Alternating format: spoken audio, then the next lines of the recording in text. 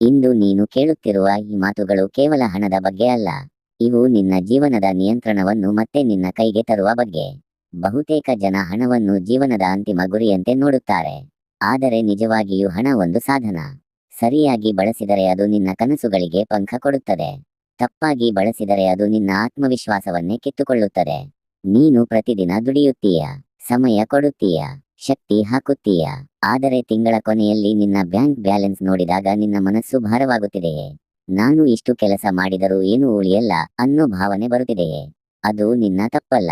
ಯಾರೂ ನಮಗೆ ಶಾಲೆಯಲ್ಲಿ ಹಣವನ್ನು ಹೇಗೆ ನಡೆಸಬೇಕು ಅನ್ನೋದನ್ನು ಕಲಿಸಿಲ್ಲ.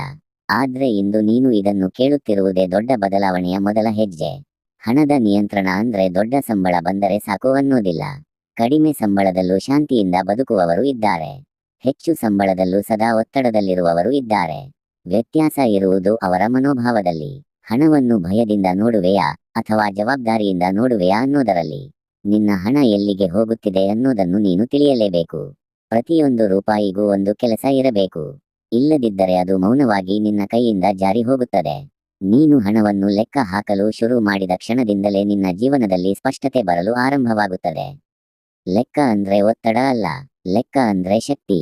ಉಳಿತಾಯ ಅಂದ್ರೆ ಉಳಿದಿದ್ದನ್ನೆಲ್ಲ ಬದಿಗೆ ಇಡುವುದು ಅಲ್ಲ. ಮೊದಲು ನಿನ್ನ ಭವಿಷ್ಯಕ್ಕೆ ಕೊಡುವ ಗೌರವ. ನಿನಗೆ ಸಂಬಳ ಬಂದ ತಕ್ಷಣ, ಎಷ್ಟು ಕಡಿಮೆ ಇದ್ದರೂ ಸರಿ, ಒಂದು ಭಾಗವನ್ನು ನಿನ್ನ ಮುಂದಿನ ದಿನಗಳಿಗಾಗಿ ಬೇರ್ಪಡಿಸು.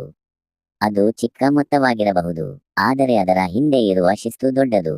ಆ ಶಿಸ್ತು ನಿಧಾನವಾಗಿ ನಿನ್ನ ಸ್ವಭಾವವನ್ನೇ ಬದಲಿಸುತ್ತದೆ. ಋಣ ಅನ್ನೋದು ಕೆಟ್ಟ ಪದ ಅಲ್ಲ, ಆದರೆ ಅರಿವಿಲ್ಲದೆ ತೆಗೆದುಕೊಂಡ ಋಣ ಜೀವನವನ್ನು ಬಂಧಿಸುತ್ತದೆ. ಬೇಕು ಅನ್ನೋದಕ್ಕೂ ಅಗತ್ಯ ಅನ್ನೋದಕ್ಕೂ ವ್ಯತ್ಯಾಸ ತಿಳಿದುಕೋ. ಎಲ್ಲರೂ ತೆಗೆದುಕೊಳ್ಳುತ್ತಾರೆ ಅನ್ನೋದಕ್ಕಾಗಿ ನೀನು ಕೂಡ ತೆಗೆದುಕೊಳ್ಳಬೇಕೆಂದಿಲ್ಲ. ನಿನ್ನ ಹಣದ ನಿರ್ಧಾರಗಳು ನಿನ್ನ ಜೀವನದ ನಿರ್ಧಾರಗಳು. ಅವುಗಳಿಗೆ ನೀನೇ ಹೊಣೆ. ಹಣದ ಬಗ್ಗೆ ಮಾತನಾಡುವುದು ಹಲವರಿಗೆ ಅಸೌಕರ್ಯ, ಆದರೆ ಮೌನವೇ ದೊಡ್ಡ ಅಪಾಯ. ನೀನು ನಿನ್ನ ಹಣದ ಬಗ್ಗೆ ಯೋಚಿಸದಿದ್ದರೆ, ಯಾರೋ ಮತ್ತೊಬ್ಬನು ನಿನ್ನ ಪರವಾಗಿ ತೀರ್ಮಾನ ಮಾಡುತ್ತಾನೆ. ಆ ತೀರ್ಮಾನ ನಿನ್ನ ಪರವಾಗಿರುತ್ತೆ ಅನ್ನೋದಕ್ಕೆ ಗ್ಯಾರಂಟಿ ಇಲ್ಲ. ಆದ್ದರಿಂದ ಇಂದು ನಿನ್ನ ಹಣದ ಜೊತೆ ಸ್ನೇಹ ಮಾಡಿಕೋ. ಅದನ್ನು ಅರ್ಥ ಮಾಡಿಕೋ. ಹೂಡಿಕೆ ಅನ್ನೋದು ಶ್ರೀಮಂತರಿಗೆ ಮಾತ್ರ ಅಂತಲ್ಲ. ಸಮಯ ಇದ್ದವನು ಹೂಡಿಕೆ ಮಾಡಬೇಕು. ಚಿಕ್ಕ ವಯಸ್ಸಿನಲ್ಲಿ ಹೂಡಿದ ಹಣಕ್ಕೆ ಸಮಯ ಕೆಲಸ ಮಾಡುತ್ತದೆ. ಸಮಯವೇ ಅತಿ ದೊಡ್ಡ ಶಕ್ತಿ. ಇಂದು ಹಾಕಿದ ಒಂದು ಚಿಕ್ಕ ಹೆಜ್ಜೆ ನಾಳೆ ದೊಡ್ಡ ಬದಲಾವಣೆಯಾಗುತ್ತದೆ. ಆದರೆ ಅದಕ್ಕೆ ತಾಳ್ಮೆ ಬೇಕು. ತಕ್ಷಣ ಶ್ರೀಮಂತರಾಗಬೇಕು ಅನ್ನೋ ಆತುರವೇ ಜನರನ್ನು ನಷ್ಟಕ್ಕೆ ತಳ್ಳುತ್ತದೆ. ನೀನು ಹಣವನ್ನು ಹಿಂಬಾಲಿಸಬೇಕಾಗಿಲ್ಲ. ನಿನ್ನ ಶಿಸ್ತು, ನಿನ್ನ ಜ್ಞಾನ, ನಿನ್ನ ನಿರಂತರತೆ ಇವುಗಳನ್ನು ಬೆಳೆಸಿದರೆ ಹಣ ನಿನ್ನನ್ನು ಹಿಂಬಾಲಿಸುತ್ತದೆ. ಪ್ರತಿದಿನ ಒಂದು ಚಿಕ್ಕ ಹಣಕಾಸು ನಿರ್ಧಾರವನ್ನು ಸರಿಯಾಗಿ ತೆಗೆದುಕೊಳ್ಳು. ಅದೇ ನಿನ್ನ ಆತ್ಮವಿಶ್ವಾಸವನ್ನು ಕಟ್ಟುತ್ತದೆ. ಒಂದು ದಿನ ನಿನಗೆ ತುರ್ತು ಪರಿಸ್ಥಿತಿ ಬಂದಾಗ ಯಾರ ಮುಂದೆ ಕೈಚಾಚಬೇಕಾಗದ ಸ್ಥಿತಿ ಬರಬೇಕು. ಅದೇ ನಿಜವಾದ ಸ್ವಾತಂತ್ರ್ಯ. ಆ ಸ್ವಾತಂತ್ರ್ಯ ಒಂದು ರಾತ್ರಿ ಬರೋದಿಲ್ಲ. ಅದು ಪ್ರತಿದಿನ ನೀನು ಮಾಡುತ್ತಿರುವ ಚಿಕ್ಕ ಆಯ್ಕೆಗಳಿಂದ ರೂಪುಗೊಳ್ಳುತ್ತದೆ. ನೀನು ಇಂದು ಆರಂಭಿಸಬಹುದು. ಸಂಪೂರ್ಣ ಪರ್ಫೆಕ್ಟ್ ಆಗಿರಬೇಕೆಂದಿಲ್ಲ. ಗೊಂದಲ ಇರುತ್ತದೆ, ತಪ್ಪುಗಳಾಗುತ್ತವೆ, ಆದರೆ ನಿಲ್ಲಬೇಡ. ಹಣದ ನಿಯಂತ್ರಣ ಕಲಿಯುವುದು ಒಂದು ಪ್ರಯಾಣ. ಆ ಪ್ರಯಾಣದಲ್ಲಿ ನೀನು ನಿನ್ನನ್ನೇ ಹೆಚ್ಚು ಅರ್ಥ ಮಾಡಿಕೊಳ್ಳುತ್ತೀಯ. ನೆನಪಿಟ್ಟುಕೋ, ಹಣ ನಿನ್ನನ್ನು ನಿರ್ಧರಿಸುವುದಿಲ್ಲ. ನೀನು ಹಣವನ್ನು ಹೇಗೆ ಬಳಸುತ್ತೀಯೋ ಅದು ನಿನ್ನನ್ನು ರೂಪಿಸುತ್ತದೆ. ನಿನ್ನ ಭವಿಷ್ಯವನ್ನು ಯಾರೂ ಬರೆದು ಕೊಡಲ್ಲ, ನೀನೇ ಬರೆಯಬೇಕು. ಪ್ರತಿದಿನ ಒಂದು ಜವಾಬ್ದಾರಿಯ ಹಣಕಾಸು ನಿರ್ಧಾರ ತೆಗೆದುಕೊಂಡು. ಇಂದು ನೀನು ಕೇಳಿದ ಈ ಮಾತುಗಳು ನಿನ್ನೊಳಗೆ ಒಂದು ಚಿಕ್ಕ ಚಿಂತನೆಯನ್ನಾದರೂ ಹುಟ್ಟಿಸಿದ್ದರೆ ಸಾಕು. ಅದೇ ಬೆಂಕಿ. ಅದನ್ನು ನಂದಿಸಬೇಡ. ಆ ಬೆಂಕಿಯನ್ನು ಜ್ಞಾನದಿಂದ, ಶಿಸ್ತಿನಿಂದ, ತಾಳ್ಮೆಯಿಂದ ಬೆಳೆಸು. ನಿನ್ನ ಹಣ ನಿನ್ನ ಸೇವೆ ಮಾಡಬೇಕು. ನೀನು ಹಣದ ನಾಗಬಾರದು. ಈ ಕ್ಷಣದಿಂದಲೇ ನಿನ್ನ ಹಣಕಾಸು ಜೀವನದ ನಿಯಂತ್ರಣ ನಿನ್ನ ಕೈಯಲ್ಲಿದೆ. ನಿನ್ನ ಜೀವನದಲ್ಲಿ ಶಾಂತಿ ಬೇಕಾದರೆ ಹಣದ ಜೊತೆ ಸ್ಪಷ್ಟತೆ ಬೇಕು. ಸ್ಪಷ್ಟತೆ ಅಂದ್ರೆ ಎಲ್ಲವೂ ಗೊತ್ತಿರಬೇಕು ಅನ್ನೋದಿಲ್ಲ. ಕನಿಷ್ಠವಾಗಿ ನಾನು ಎಲ್ಲಿ ನಿಂತಿದ್ದೇನೆ ಅನ್ನೋ ಅರಿವು ಇರಬೇಕು. ಎಷ್ಟು ಬರುತ್ತಿದೆ, ಎಷ್ಟು ಹೋಗುತ್ತಿದೆ, ಏಕೆ ಹೋಗುತ್ತಿದೆ ಅನ್ನೋದನ್ನು ನೀನು ನಿನ್ನಿಂದ ಮರೆಮಾಡಿಕೊಳ್ಳಬಾರದು. ಸತ್ಯವನ್ನು ಒಪ್ಪಿಕೊಳ್ಳುವ ಕ್ಷಣದಿಂದಲೇ ಬದಲಾವಣೆ ಶುರುವಾಗುತ್ತದೆ. ಹಣಕಾಸು ಶಿಸ್ತು ಅಂದ್ರೆ ಕಠಿಣ ಜೀವನ ಅಲ್ಲ, ಅದು ಸ್ವಾತಂತ್ರ್ಯದ ದಾರಿ. ಇವತ್ತು ಬೇಕಾದ್ದನ್ನೆಲ್ಲ ತಕ್ಷಣ ಖರೀದಿಸದೆ ಸ್ವಲ್ಪ ಕಾಯುವ ಶಕ್ತಿ ಬೆಳೆಸಿದರೆ ನಾಳೆ ದೊಡ್ಡ ಆಯ್ಕೆಗಳನ್ನು ಮಾಡುವ ಧೈರ್ಯ ಬರುತ್ತದೆ. ತಾತ್ಕಾಲಿಕ ಸಂತೋಷವನ್ನು ನಿಯಂತ್ರಿಸಿದವನು ಶಾಶ್ವತ ನೆಮ್ಮದಿಯನ್ನು ಕಟ್ಟಿಕೊಳ್ಳುತ್ತಾನೆ. ನಿನ್ನನ್ನು ಇತರರ ಜೊತೆ ಹೋಲಿಸಿಕೊಳ್ಳಬೇಡ.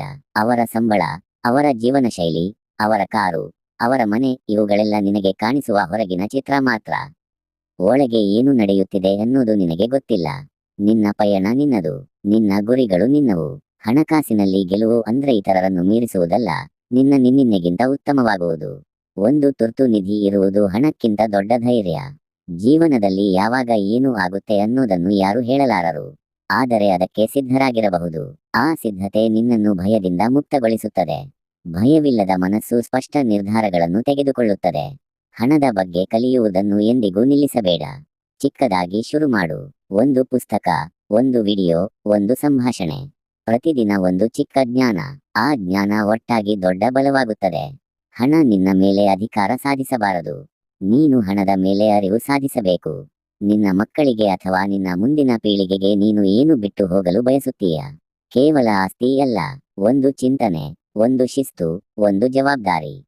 ಅದು ನೀನು ಇಂದು ಹೇಗೆ ಹಣವನ್ನು ನೋಡುತ್ತೀಯೋ ಅದರಿಂದಲೇ ಆರಂಭವಾಗುತ್ತದೆ. ನೆನಪಿಟ್ಟುಕೋ, ಶ್ರೀಮಂತಿಕೆ ಅಂದ್ರೆ ಬ್ಯಾಂಕ್ ಬ್ಯಾಲೆನ್ಸ್ ಮಾತ್ರವಲ್ಲ.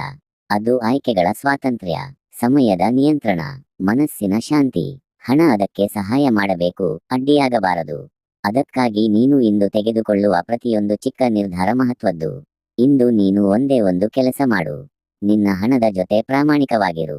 ತಪ್ಪುಗಳನ್ನು ಒಪ್ಪಿಕೋ. ಸುಧಾರಣೆ ಮಾಡಲು ತೀರ್ಮಾನಿಸು. ಅದೇ ಸಾಕು. ಪರಿಪೂರ್ಣತೆಯ ಅಗತ್ಯವಿಲ್ಲ, ನಿರಂತರತೆ ಸಾಕು. ನಿನ್ನೊಳಗೆ ಇರುವ ಸಾಮರ್ಥ್ಯ ಹಣಕ್ಕಿಂತ ದೊಡ್ಡದು. ಆ ಸಾಮರ್ಥ್ಯಕ್ಕೆ ದಿಕ್ಕು ಕೊಡುವ ಸಾಧನವೇ ಹಣ. ಅದನ್ನು ಜಾಣ್ಮೆಯಿಂದ ಬಳಸಿದರೆ ನಿನ್ನ ಜೀವನ ನಿನ್ನ ಮಾತು ಕೇಳುತ್ತದೆ. ಇವತ್ತು ನೀನು ಕೇಳಿದ ಈ ಮಾತುಗಳು ಕೇವಲ ಶಬ್ದಗಳಾಗಬಾರದು.